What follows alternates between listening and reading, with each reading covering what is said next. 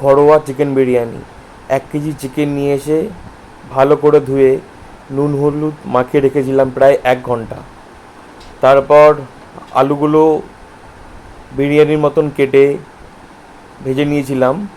আপনারা মনে করলে সেদ্ধও করে নিতে পারেন, কিন্তু আমি ভেজে নিয়েছি, আমি আমার মতন করেছি। বাড়িতে চিকেন করার আগে যেভাবে আলুগুলো আমরা ভেজে নিই সেইভাবেই ভেজে নিয়েছিলাম। এরপরে বেরেস্তার জন্য পেঁয়াজ ভাজা শুরু করেছিলাম। পেঁয়াজ ভাজতে কিন্তু বেশ অনেকটাই সময় লাগবে, অনেকক্ষণ ধরে ভাজতে হবে লো আছে। আস্তে আস্তে যদি না ভাজেন তাহলে একবারে কিন্তু পেঁয়াজটা পুড়ে যাবে। এরপর আস্তে আস্তে আমাদের বেরেস্তাও রেডি হয়ে গিয়েছিল, দেখতেই পাচ্ছেন বেরেস্তা রেডি। এরপর গরম তেল, তার মধ্যে চিকেনগুলো আস্তে আস্তে করে ভেজে নিয়েছিলাম। আপনারা মনে করলে চিকেনগুলো না ভাজতেও পারেন, কিন্তু আমি ভেজে নিয়েছিলাম। পরিমাণ মতন নুন কিন্তু অ্যাড করবেন। নুনের ভাগ যদি বেশি হয়ে যায় তাহলে কিন্তু খাবারের স্বাদ বেস্বাদ হয়ে যাবে। চিকেন ভাজতে ভাজতে তার মধ্যে পেঁয়াজ দিয়ে চিকেনগুলো ভালোভাবে ভেজে নিচ্ছিলাম। পরিমাণ মতন রসুন বাটা, আদা বাটা দিয়ে ভালো করে কষিয়ে নিচ্ছিলাম। এরপর মাংসতে হলুদ গুঁড়ো, তারপর লঙ্কার গুঁড়ো অ্যাড করেছি। এইভাবে অনেকক্ষণ ধরে কষাচ্ছিলাম। তারপর দিয়ে দিলাম পেস্ট করা টমেটো। এর ফলে গ্রেভিটা খুব ভালো হবে। এইভাবে অনেকক্ষণ ধরে কষাতে থাকলাম। আপনারাও বেশ মোটামুটি 15-20 মিনিট কষাবেন জল না দিয়ে। যদি জল দিতেই হয় তাহলে একটু গরম জল করে, উষ্ণ গরম জল করে দেবেন। 10-15 মিনিট ভালোভাবে কষাবেন যাতে আলুর মধ্যে মশলাগুলো ভালোভাবে ঢোকে। এরপর দিয়ে দেবো এর উপর বেরেস্তা।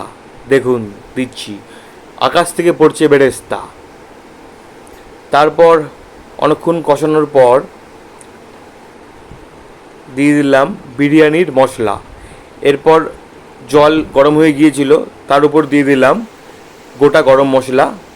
এর ফলে স্বাদটা ভালো খুলবে। তবে চালটা কিন্তু শক্ত দেখে একটু নামাতে হবে, সেটা আপনারা আপনাদের মতন করে নামাবেন। আর এখন বিরিয়ানি সাজানোর কাজ শুরু হয়ে গিয়েছে। ধাপে ধাপে বিরিয়ানি তার রূপ নিচ্ছে। মাংস আলুর লেয়ার, তার উপর চাল, আবার মাংস আলুর লেয়ার, তার উপর চাল, এইভাবে বিরিয়ানি তার মতন করে সেজে উঠছিল।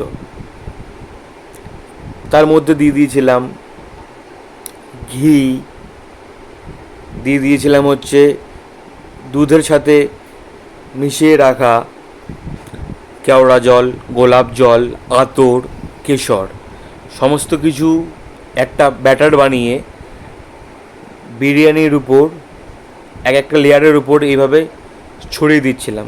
দেখতে পারবেন, এক্ষুনি সামনে আসবে।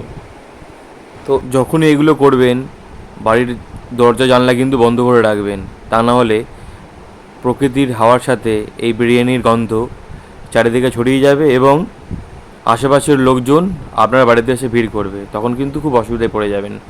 যাই হোক, বেরেস্তাও ছড়িয়ে দিচ্ছি। বিরিয়ানির উপাদানগুলো অনেকক্ষণ ধরে কষ্টে ছিল। আমায় বলল, এবার আমায় ছাড়, একটু দম নিতে দে। তারপর ওকে দমে পাঠিয়ে 1 ঘন্টা রেখেছিলাম। তারপর দম থেকে মুক্ত বাতাসে বার করে আপনাদের সামনে তুলে ধরলাম। এরপর একটু ঘি, একটু বিরিয়ানির মশলা উপরে ছড়িয়ে দিয়েছিলাম। তার মধ্যে মা আর অপর্ণা বলছে, কী গো আর কত সময় লাগবে? আমি বললাম যে দাঁড়াও দাঁড়াও, একটু সময় নাও, সময় নিয়ে করছি, আশা করছি তোমাদের ভালো খাওয়াবো, তো একটু ধৈর্য ধরো। আমার তো ক্যাটারিং, তার সাথে হোম ডেলিভারির বিজনেস রয়েছে। বিরিয়ানির অনেকগুলো হোম ডেলিভারি ছিল। কাস্টমারদের জন্য বিরিয়ানি প্যাকেজিং চলছিল। আর আমার বাড়ির লোকজন বিরিয়ানি খেয়ে খুব প্রশংসা করছিল। আমার মতন সহজ পদ্ধতিতে বাড়িতেও আপনারা ট্রাই করুন, দেখবেন খুব ভালো খাবেন। ধন্যবাদ।